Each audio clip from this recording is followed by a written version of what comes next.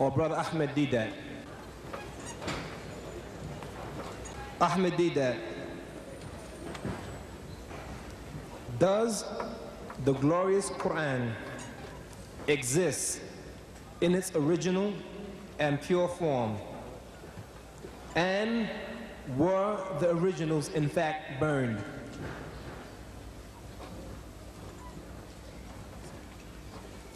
There is an Osmani Quran, you know, under Khalifa Osman. Brother Swaggart mentioned something about variant readings, that Osman had those variant readings burned. And to give an example from his own speech, if somebody was shorthand, right, taking down notes of Brother Swaggart's speech, he mentioned a number of names. He was actually mutilating them. We forgive him because when it's Ottoman or something like that, when it's saying Usman, he said something about Omar, which sounds most horrible. We are not taking exception to that because this is, you are not used to our names. But the person who's taking shorthand and you reproduce that, you'll never be able to connect that you were talking about Osman, the third caliph of Islam, or you're talking about Omar, the second caliph of Islam. Hafsa, you pronounce it correctly. So in that case, if I was going through the notes for publication, Brother Swaggart's speech, you expect me to leave it as it is? You know what, the way mutilated spelling of Ottoman, this is not Ottoman, it's Usman.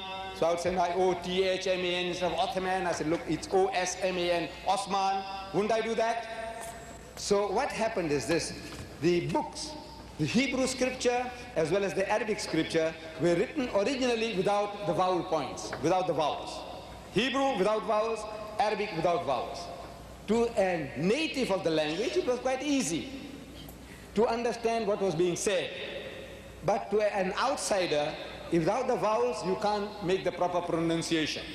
Like, for example, in English, if it was written without vowels, that the man is sleeping on the bed, the bed will be written B-D. You know it should be bed. It's not bid, it's not bod, it's not bad, it's not bud. B-D stands for bed. You know, your senses of the language makes you to substitute the vowels in your mind. B-D stands short for bed. The Arab knew that and the Jew knew that about his language. But as soon as it goes to a foreign nation, the person doesn't know how to pronounce. Like the word Alhamdulillahi Rabbil Alameen, which means praise be to God, the cherisher and sustainer of the worlds, written without vowels. How are you going to pronounce? Alhamdo, Ilhamdo, Alhamdo, how?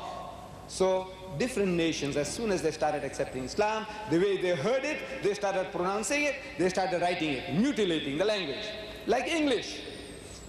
Some of my people, they pronounce divorce as divorce, divorce as divorce, iron as iron. What are you going to do?